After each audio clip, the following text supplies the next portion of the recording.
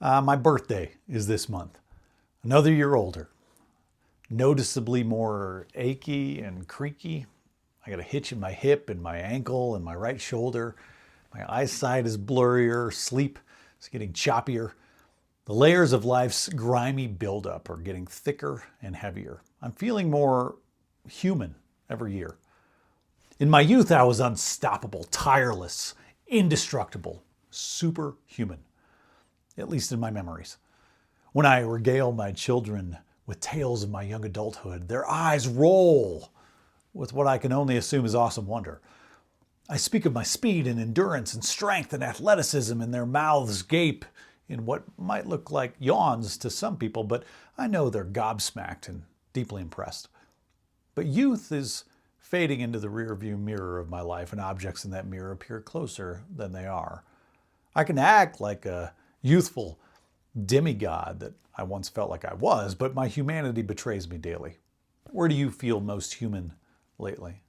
So many of us go through our days imagining ourselves as some extraordinary being, racing with superhuman speed through our incredibly packed schedules, sleeping subhumanly at night, and saying yes to far more than is humanly manageable.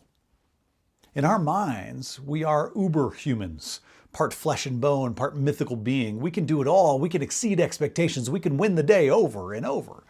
We hustle, we grind, we run, we smile through it all by ourselves. We can handle it. We can bear it. We've got this, all of it. It's under control. It's all under control. And we wonder why we feel like we feel, strung out, stressed, anxious, and aching.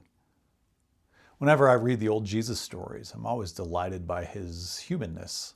Many people revel at his divinity in the stories, but I'm drawn to his imperfect like-usness. There are a bunch of examples. I mean, he gets hungry and grumpy at times. His exhaustion has him passed out on a boat in the middle of a storm at one point. At another point, he's so thirsty he collapses by a well. He weeps.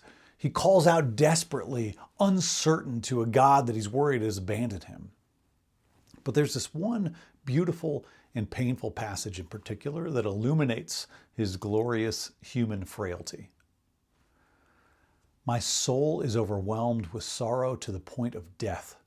Stay here and keep watch with me. That's from Matthew's gospel. He is so sad and so exhausted. He needs his friends to stay there. He begs them. He needs his friends because he is so human. He can't do it alone. He needs his friends. This is both the pinnacle and the nadir of the human experience. We thrive together, and we absolutely need our friends. We can't do it alone. We are only human. We need people in our lives who will stay with us and keep watch over us. We need companions who will catch us when we fall and who will weep when we weep. We need each other desperately. Our dependence on each other makes us so human, but that's what makes us so sparked with divinity too. Our care for each other. The love between us is God. Love. This is the true superpower we have. Not hustle, not grind. Love. Not I'm fine. Not I can handle it alone. Love. Jesus came into the world as a crying baby who needed to be held by his loving mother. Love was required. Jesus hung from a cross not as a solo act of martyrdom, but surrounded by loving friends and family and followers as a communal symbol of love that is impossible to kill. Love shared between us and the people in our lives might be the only human trait that actually gets stronger and more powerful as we age. As my body claims another year of life, I'm guessing new aches and pains will arise.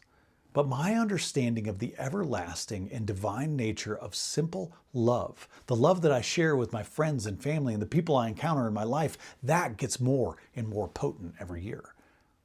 So this Advent season, in the hustle and bustle of life, and as the calendar turns to a new year and you set bigger and faster goals, remember, it's only shared love that exceeds our human potential. May you stop trying to be superhuman. May you let yourself be held. May you allow the love of others to strengthen you in the places where you feel most breakable. And may you discover again and again that God's favorite way of entering the world is through ordinary human love.